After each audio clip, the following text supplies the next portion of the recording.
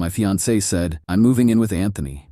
We're having a baby together." I replied, "Congratulations," then canceled her engagement ring, returned her car, and changed every password. 6 hours later, she was at my door, sobbing that Anthony had kicked her out.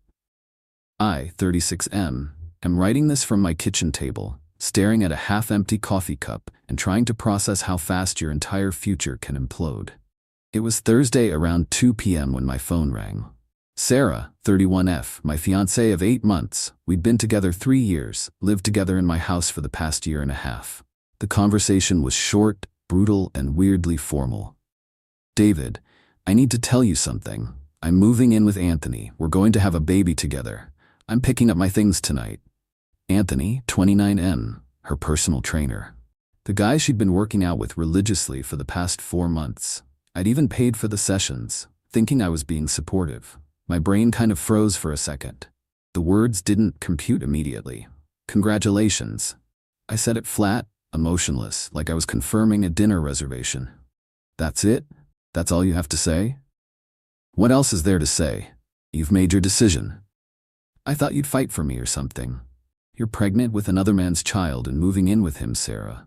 There's nothing to fight for anymore." Then I hung up. The weird thing was how calm I felt, almost detached, like I was watching someone else's life implode. But under that calm, my mind was already working. First things first, the engagement ring. Called the jewelry store where I'd bought it 6 weeks ago, explained the situation. The manager was sympathetic, said they had a 60-day return policy for situations like this, minus a restocking fee. Drove there immediately, returned the ring, got back $11,000 out of the $12,000 I'd spent. Next, the car. Sarah drove a leased BMW that I'd co-signed for about 10 months ago. The payments came out of my account automatically. Logged into the leasing company's website, removed my payment method, called them directly, explained I was removing myself as guarantor effective immediately. They said she'd need to qualify on her own income or return the vehicle by the end of the month. Her personal training instructor salary wasn't going to cut it. Then I went home and started changing everything. Wi-Fi password, changed. Netflix, Disney Plus, all streaming accounts, logged out all devices, changed passwords. Home security system, changed the code. Her gym membership that I paid for, canceled. Credit card where she was an authorized user, called and removed her immediately. The whole process took maybe 3 hours. Methodical, efficient. By 5 p.m., I was sitting in my living room, everything secured, waiting to see what would happen next. 6:30 p.m., my doorbell rings. I look through the security camera. It's Sarah, crying, mascara running, holding 2 suitcases. I open the door but keep the chain on. "David, please, we need to talk. Anthony kicked me out." Why would Anthony kick out his pregnant girlfriend? It's complicated. He said he needs time to process everything. He wasn't ready for me to move in yet. The entitlement was staggering. She'd blown up our life expecting Anthony to seamlessly take over supporting her, and when that fell through, she was back at my door. That sounds like an Anthony problem, not a David problem. "You can't just cut me off like this. I can't get into any of the accounts. The car payment got declined. My gym membership is canceled." "You said you were moving in with Anthony. These are Anthony's responsibilities now. Please, just for tonight, until I figure things out." "No, Sarah. You made your choice this morning. You chose Anthony and his baby over our life together. I'm respecting that choice." Her face went from desperate to angry to panicked. "This is insane. You're punishing me for being honest with you." "I'm not punishing you. I'm accepting your decision. You wanted a different life with Anthony. Go build it, but I have nowhere to go. You have Anthony. You have family, you have friends. Figure it out." I closed the door and turned the deadbolt. She banged on it for about 10 minutes, crying, yelling, then finally left. The silence was actually peaceful. Update 1. It's been 48 hours since Sarah's announcement, and the fallout has been predictable. Thursday night, after she left my doorstep, I got a barrage of texts from new numbers. Clearly she was borrowing phones since I'd blocked her main one. "David, please, I made a huge mistake. Anthony isn't who I thought he was. I'm staying at a motel. I can't afford this. Please just talk to me." I screenshotted them all and didn't respond.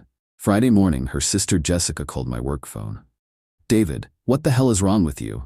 Sarah is devastated. She's practically homeless. Sarah announced she was moving in with Anthony and having his baby.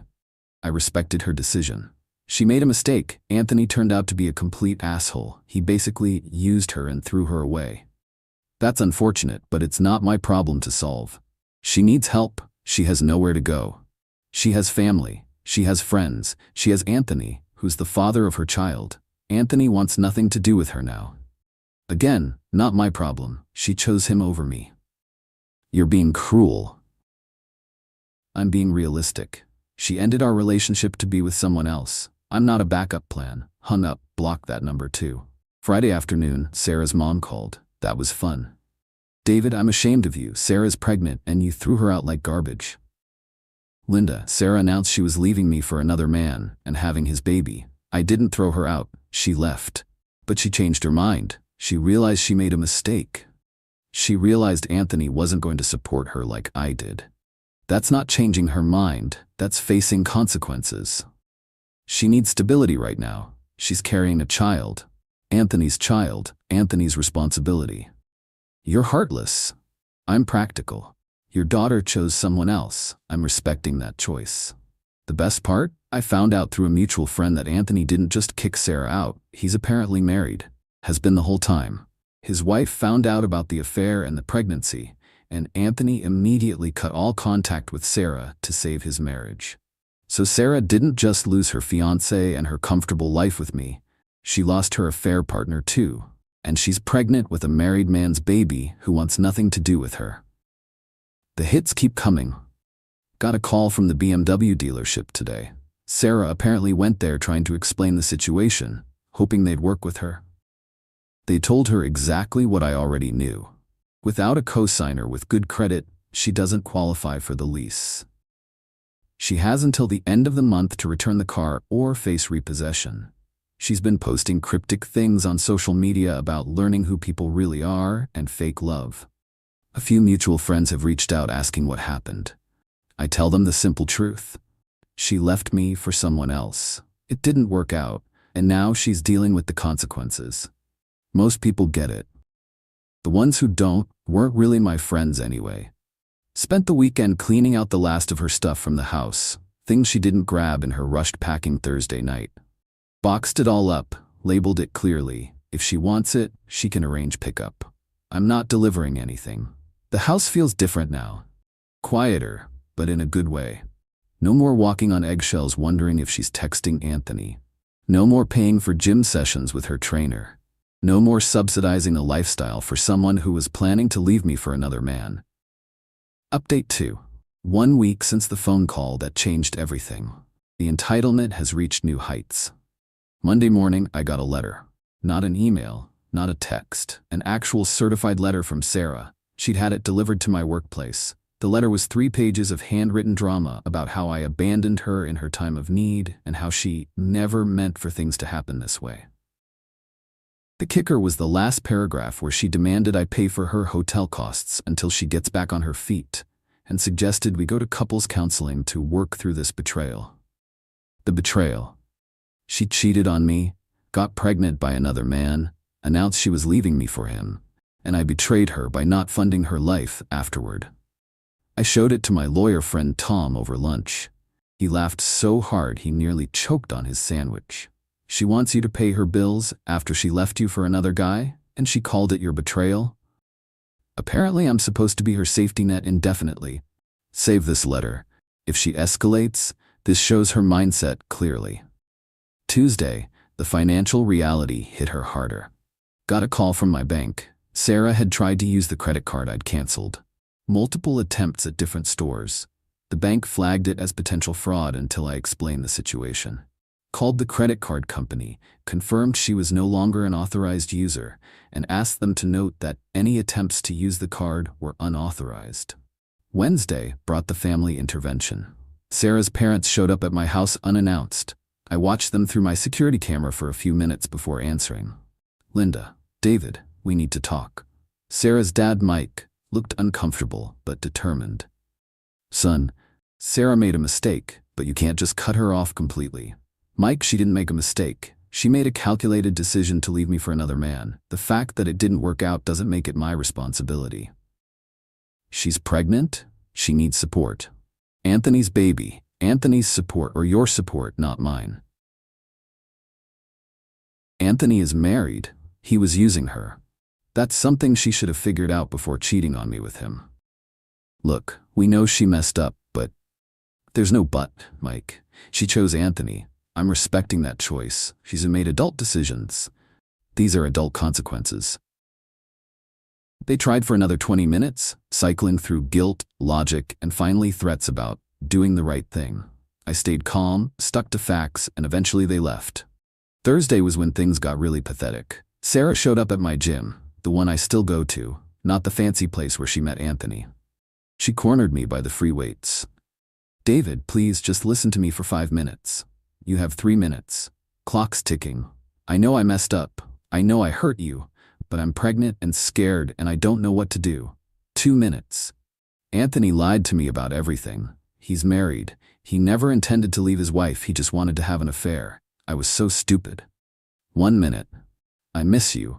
I miss us. I know we can work through this if you just give me a chance. Time's up, Sarah. You didn't make a mistake. You made a choice. You chose to cheat with Anthony. You chose to get pregnant by him. You chose to leave me for him. The fact that he turned out to be exactly what everyone except you could see doesn't change any of that. But I love you. No, you love what I provided. Stability, financial security, someone to take care of you. Anthony offered excitement and adventure until reality hit. Now you want your safety net back. That's not true.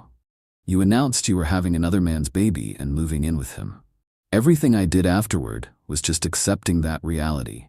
If Anthony had been everything you thought he was, you'd be happily setting up house with him right now. I grabbed my towel and headed for the exit. Find a new gym, Sarah. This one's mine. Got a text later that evening from Jessica. You're a heartless bastard. Sarah is sleeping in her car. My response, she chose Anthony. These are Anthony's consequences to manage. Block Jessica permanently. Final update. It's been 3 months since Sarah announced she was leaving me for Anthony. Time for the final chapter on this mess. The immediate aftermath of my last update saw Sarah's situation spiral quickly. Turns out sleeping in a BMW you can't afford while pregnant isn't sustainable. She lasted about a week before the car got repossessed. I drove by the lot where they towed it, saw it sitting there with the dealer plates back on. Her parents finally stepped up, sort of. They let her move back into her childhood bedroom, but from what I've heard through mutual friends, it's been a disaster. Sarah expected them to provide the same lifestyle I had: eating out, shopping trips, entertainment budget. Instead, she got basic room and board and lectures about responsibility. The pregnancy itself became another complication. Anthony, in his desperation to save his marriage, apparently convinced his wife that Sarah was lying about the paternity. He demanded a prenatal DNA test. Sarah agreed, probably hoping it would force him to step up. Results came back. Definitely his kid. Anthony's response wasn't to leave his wife for Sarah. It was to lawyer up and prepare for a custody fight while offering minimal child support. His wife kicked him out anyway, but he's fighting to keep Sarah from getting anything substantial. So now Sarah's facing single motherhood with a part-time job, living with her parents, and a baby daddy who treats her like a legal obligation. The best part happened about 6 weeks ago. I was at a coffee shop near my office when I spotted her across the street, very obviously pregnant now, struggling with grocery bags. For just a moment, I felt a flicker of something. Not sympathy exactly, but recognition of shared history. Then I remembered her standing in my living room, announcing she was having Anthony's baby and moving in with him. I finished my coffee and went back to work. Last week, Jessica tried one more approach through my coworker. Asked if I'd be willing to help Sarah, for old time's sake, maybe contribute to baby expenses since I used to care about her. My response was simple. Sarah chose Anthony to be her baby's father. These are Anthony's expenses. The entitlement never stops. Even now, facing the full consequences of her choices, she and her family still think I should clean up the mess she made. As for me, life is good, really good. The house is mine again. My finances are mine again. I don't have to wonder who my partner is texting or worry about funding someone else's affair. Started dating someone new last month. Michelle, a 33-year-old architect I met through friends. She's smart, independent, pays her own bills, and has never mentioned needing a personal trainer. It's refreshing to be with someone who doesn't see me as a financial plan. The revenge wasn't elaborate or dramatic. It was just letting Sarah face the natural consequences of her choices. She wanted Anthony and his baby. She got Anthony and his baby, along with everything that came with it. A married man who used her, a custody battle, single motherhood, and the collapse of the comfortable life she threw away. She gambled our relationship on Anthony being her upgrade. She lost that bet, and the house always wins. Sometimes the best revenge is just stepping aside and letting people destroy themselves. Thanks for reading Reddit. Time to close this chapter permanently.